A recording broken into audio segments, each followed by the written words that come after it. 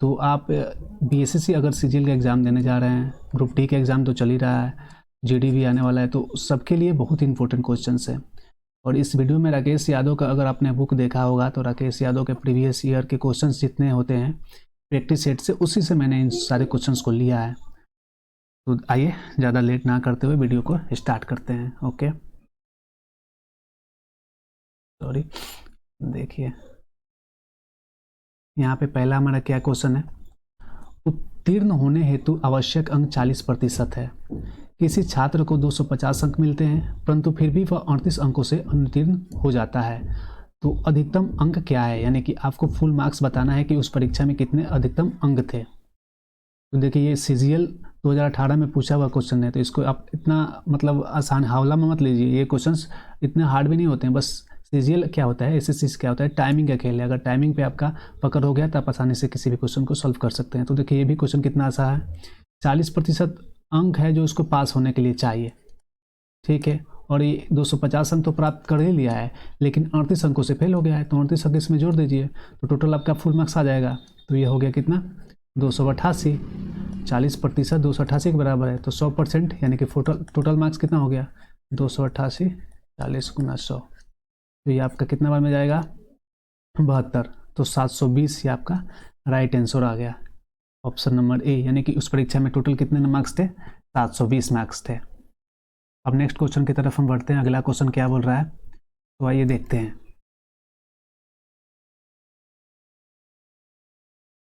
दो छात्र हैं, एक रवि सूर्या से 12 साल छोटा है, ये हमारा दूसरा नंबर क्वेश्चन है। रवि सूर्या से 12 साल छोटा है, रवि की आयु उसकी और सूर्या की आयु के योग का 40% है। आज से 9 वर्ष बाद सूर्या की आयु क्या होगी। यहाँ पे सूर्या की आयु बताना है, तो ये रवि हो गया और ये सूर्या हो गया, ठीक है। और रवि की आयु अगर x मान लेते हैं तो सूर्या की आयु कितनी हो जाएगी, x + 12, यानी कि रवि सूर्या से 12 साल छोटा हो गया है, तो सूर्या के हम x + 12 मान लिए और रवि की x मान लिए। और रवि की आयु जो है सूर्या की, उसकी और सूर्या की आयु का 40% है, तो दोनों की आयु का जोड़ दीजिए यहाँ पे, और दोनों की आयु का योग का 40%। इसकी आयु है रवि की आयु, और रवि की आयु कितनी है, x। बस अभी इस क्वेश्चन को सॉल्व करते हैं, तो ये 2x + 12 और इसका फिर 40%, ये 2 और ये 5, तो ये से गुना हो जाएगा तो 5x और ये 4x + 24, तो ये 4x माइनस हो जाएगा 5x से, तो x बराबर 24 आया। अब पूछा है सूर्या की आयु, तो सूर्या की आयु कितनी है, 9 साल बाद। ये भी ध्यान रखना है कि 9 साल बाद सूर्या की आयु आपको बतानी है। तो 9 साल बाद सूर्या की आयु यहाँ पे कितनी हो जाएगी, तो पहले तो वर्तमान आयु ज्ञात करें, तो वर्तमान आयु x है, तो x का मान आप यहाँ पे 24 आ गया और + 12 पहले से ही है, यानी कि ये तो 36 आ गया वर्तमान आयु। वर्तमान 36 है, तो 9 वर्ष बाद, तो 36 + 9 यानी कि 45 वर्ष। ऑप्शन नंबर डी 45 वर्ष हो जाएगी उसकी आयु। क्लियर। नेक्स्ट आगे बढ़ते हैं। अगला यहाँ पे क्या क्वेश्चन है हमारा, दो छात्र एक परीक्षा में बैठे, उनमें से एक ने दूसरे की तुलना में 9 अंक अधिक हासिल किए और उसके अंक उन दोनों के अंकों के योग का 56% है। उन दोनों ने कितने अंक प्राप्त किए। देखिए इन सारे क्वेश्चनों को आप ऑप्शन के थ्रू भी हल कर सकते हैं, लेकिन अगर x मान के बनाइएगा तो थोड़ा लंबा इक्वेशन हो जाएगा, लेकिन ऑप्शन भी आसानी से बन सकता है। मान लेते कि दोनों ने कितने अंक प्राप्त किए, अगर उनमें से एक ने दूसरे की तुलना में 9 अंक अधिक प्राप्त किए, तो देखिए सबका अंतर तो 9 है ही, इसमें भी 9 और इसमें भी 9, इसमें है, तो 9 ऐसे हो गया, ठीक है। और उसके अंक, दोनों के अंकों के योग का 56% है। मान लेते हैं कि इन दोनों को आप जोड़िएगा तो ये 71 हो जाएगा, तो ये 56% किसी का तो होगा नहीं। इसको जोड़िएगा तो ये 3 2 5, ये भी 56% किसी का नहीं होगा। अब देखते हैं 7 6 13 13, तो 135 का 56% इनमें से कोई आता है कि नहीं, देखते हैं। 72 आ रहा है क्या, तो ये नहीं आएगा। हम x ही मान के बनाते हैं, x मान के अगर बनाएंगे तो क्या होगा, तो एक का x है तो दूसरे का x + 9 आ गया, ठीक है, क्योंकि बोल रहा है कि 9 अंक अधिक है दूसरा, और उसके अंक उन दोनों के अंक के योग का 56% है, यानी कि x + 9 जो है वो 2x + 9 दोनों का योग, इसका 56%, ठीक है। अब इसी को आप सॉल्व करके x का मान यहाँ पे निकाल लेंगे तो क्या हो जाएगा, x का मान निकालेंगे तो ये 28 बार में और ये 50 बार में, ये 14, ये 25, तो यहाँ पे 25x प्लस ये 9 में 25 से गुना करेंगे तो 45 और 9 दूनी 18 4 22, फिर ये 14 दूनी 28x और ये प्लस 14 9 126, तो 28 में से 25 जाएगा कितना होगा 3x और ये 126 इसमें से अगर माइनस करेंगे तो 9 9, यानी कि x का मान यहाँ आ गया 3 आ गया। तो क्वेश्चन क्या पूछा है, क्वेश्चन बोल रहा है उन दोनों ने कितने अंक प्राप्त किए, तो अगर x का मान 3 आ गया तो 9 3 x का मान सॉरी यहाँ पे 33 आएगा ना, 33, तो एक 33 आ गया तो दूसरा इसमें 9 जोड़ देंगे तो 42 आ जाएगा, ऑप्शन नंबर सी करेक्ट हो जाएगा। क्लियर, आगे बढ़ते हैं। अगला क्वेश्चन क्या है, चावल की कीमत 60% बढ़ गई, चावल को पुनः मूल कीमत पर लाने के लिए नई कीमत को कितना कम करना चाहिए। देखिए क्वेश्चन देखने में इतना आसान लग रहा है लेकिन ये सीजीएल का क्वेश्चन है, 2016 में पूछा गया था और ये बहुत ही ऑथेंटिक क्वेश्चन है।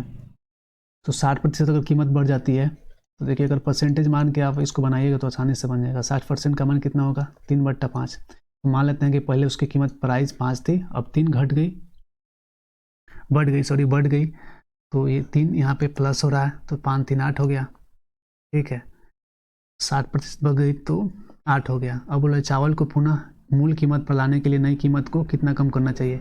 ये मूल कीमत है और ये नया कीमत है तो कितना का अंतर है 3 का -3 का, तो बस -3 का अंतर है तो 3 गुना 100 और बट्टा 8, ये 4 से 2 बार में, ये 25 बार में, यानी कि 75/2 सारा 37%, 37 बना के 1/2%, आपका ऑप्शन नंबर बी करेक्ट है। क्लियर, नेक्स्ट क्वेश्चन की तरफ बढ़ते हैं। अगला क्वेश्चन क्या है, एक निश्चित तारीख पर दो देशों के बीच खेले गए सभी एक दिवसीय मैचों में, ये देखिए बहुत ही अच्छा क्वेश्चन है, पाकिस्तान की भारत के मुकाबले सफलता दर 60% है, वे भारत से 30 एक दिवसीय मैचों में लगातार हार गए और उनकी सफलता दर गिरकर 30% रह गई। दोनों देशों के बीच खेले गए एक दिवसीय मैचों की कुल संख्या बताइए। कुल संख्या बताना है, मान लेते हैं कि इंडिया और ये पाकिस्तान 60% ज़्यादा है, यानी कि 60% आपने का निकालिएगा तो ये 3 और ये 5।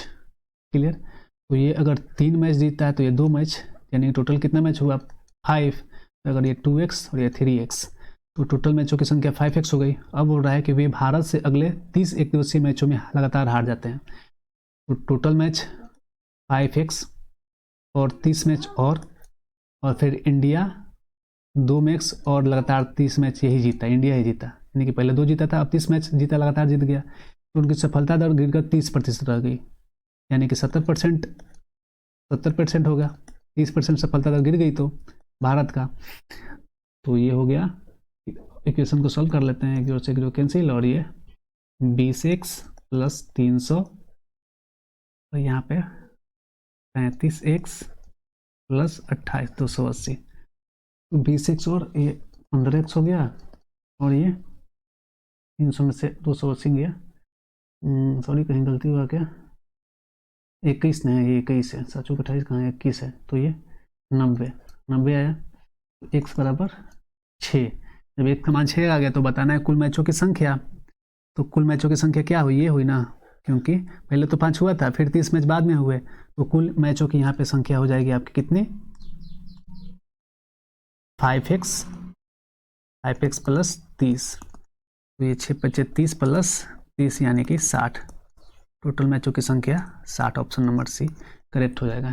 क्लियर, नेक्स्ट अगला क्वेश्चन की तरफ बढ़ते हैं। अगला क्वेश्चन क्या है कि व्यक्ति ने अपनी धनराशि का 7.5% खर्च कर दिया और शेष राशि का 75% खर्च करने के बाद उसके पास 370 बच गए, उसके पास कितनी धनराशि थी।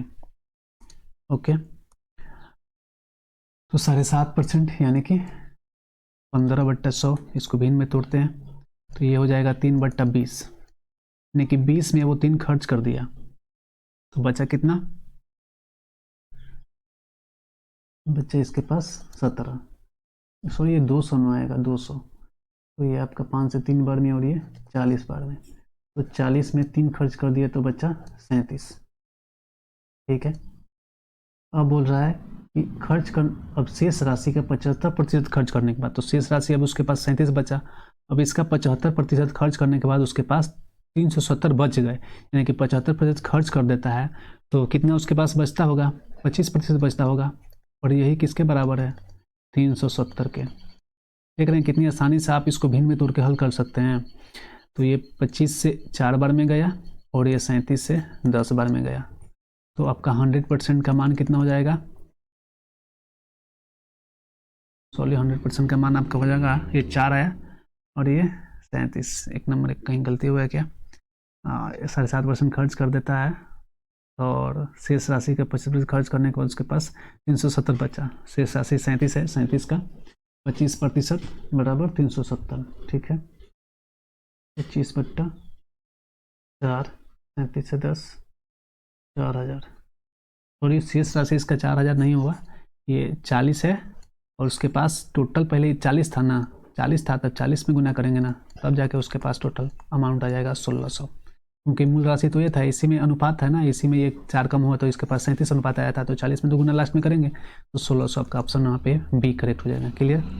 नेक्स्ट आगे क्वेश्चन की तरफ बढ़ते हैं। अगला क्वेश्चन क्या है, एक कॉलेज में लड़के तथा लड़कियों की संख्या का अनुपात 3:2 है। यदि 20% लड़के तथा 25% लड़कियां वयस्क हैं तो कितने प्रतिशत छात्र वयस्क नहीं हैं। मान लेते हैं कि अगर ये 300 और ये 200, ये क्या है, बॉय है और ये क्या है, गर्ल्स है। तो इसमें 20% लड़के, तो 20% लड़के और इसका 25% लड़कियां, इसका 25% लड़कियां क्या है, वयस्क हैं। तो इसका कितना हो जाएगा, 60 और ये कितना हो जाएगा, 50। तो इतना, ये 110 क्या हो गया, ये वयस्क लोग हो गए, वयस्क लोग। अब पूछा क्या है, वयस्क नहीं कितने हैं, तो बस 300, 200, 500 और माइनस 110, 390।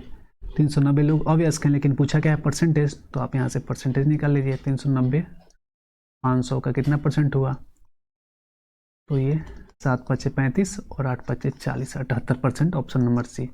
क्लियर। नेक्स्ट आगे बढ़ते हैं। अगला क्वेश्चन क्या है, किसी कार्यालय में स्टाफ का 40% महिलाएं, 70% महिला स्टाफ का तथा 50% पुरुष स्टाफ विवाहित है। कार्यालय में अविवाहित स्टाफ का प्रतिशत कितना है। तो टोटल मान लेते हैं कार्यालय में 100% स्टाफ होंगे, इसमें 40% महिलाएं होंगी। तो 40% जब महिलाएं होंगी तो आपका फीमेल स्टाफ कितनी हो गई, फीमेल स्टाफ 40 हो गई और मेल स्टाफ 60 होंगे। क्लियर। अब बोल रहा है क्वेश्चन कि 70% महिला स्टाफ तथा 50% पुरुष स्टाफ विवाहित है, यानी कि 40 का आप 70% विवाहित निकालेंगे तो कितना होगा, 28, यानी कि 28 40 में विवाहित हैं, मैरिड हैं। और इसका 50% तो ये आसानी से लिख रहा है कि 30 होगा, 50% ये यहाँ पे मैरिड है मेल में। तो अनमेरिड कितने हैं, अनमेरिड कितने मुझे बताना है। तो जब 40 में 28 मैरिड है तो 12 बचे अनमेरिड, और इसमें 30 मैरिड हैं तो कितने बचे, 30 अनमेरिड, यानी कि 42। तो 100 में 42% जो है अविवाहित स्टाफ हैं। ऑप्शन नंबर बी यहाँ पे करेक्ट हो जाएगा। क्लियर। नेक्स्ट आगे बढ़ते हैं। अगला क्वेश्चन की तरफ क्या है, अगला,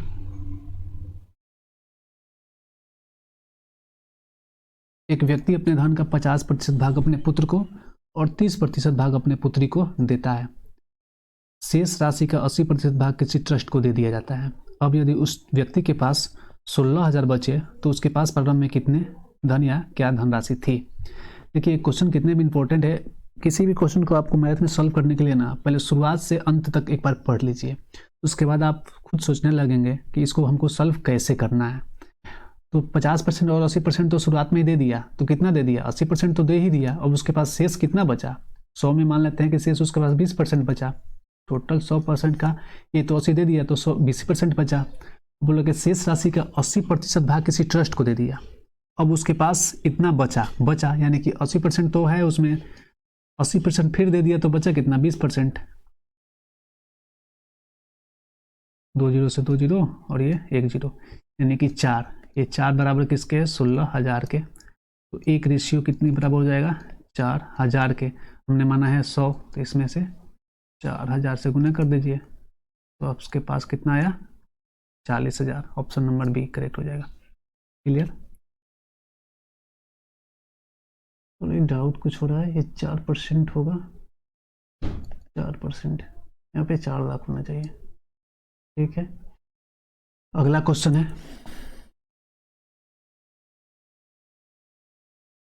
दो संख्याओं का योग 520 है। यदि बड़ी संख्या 4% घटा दी जाए और छोटी संख्या 12% बढ़ा दी जाए तो प्राप्त संख्या बराबर हो जाती है। छोटी संख्या ज्ञात करें। इस टाइप के क्वेश्चन को हम ऑप्शन से भी सॉल्व कर सकते हैं, लेकिन आइए इसको थोड़ा तरीके से बनाते हैं। मान लीजिए एक संख्या a है और एक संख्या b है, दोनों का योग जो है 520 है। ठीक है, यदि बड़ी संख्या 4% घटा दिया जाए, हम बड़ी संख्या a मानते हैं, a का 4% अगर घटा देते हैं तो कितना हो जाएगा, यदि a का 4% घटा देते हैं तो ये 96% हो जाएगा, और b का 12% बढ़ा देते हैं तो 112% हो जाएगा। a और b का रेशियो क्या हो जाएगा, 4 से काटिएगा तो 24, और ये 4 दूनी 8 और चौका 32, 7 और 6, तो a और b का रेशियो आया यहाँ पे 7 और 6। बस अब बोल रहा है कि तो प्राप्त संख्याएं बराबर होती हैं, तो छोटी संख्या ज्ञात करना है। छोटी संख्या ज्ञात करते हैं, तो ये 7 6 13, क्योंकि ये a और b है तो 7 6 13, 13 रेशियो अगर आपके 520 के बराबर है तो एक रेशियो किसके बराबर होगा, 40 के। तो छोटी संख्या क्या होगी, 40 गुना 6, 240। Option number B. Clear? Next question की तरफ बढ़ते हैं। अगला क्वेश्चन क्या है, हाँ तो यहाँ पे वीडियो खत्म होता है। यहाँ पे 10 क्वेश्चंस मैंने लिए थे, और दोस्तों बहुत इंपॉर्टेंट क्वेश्चन आपने देखा हुआ कि ये सभी ना किसी न किसी एग्जाम में, खास करके सीजीएल टाइप के एग्जाम में पूछे गए हैं, और कितने बेसिक से क्वेश्चन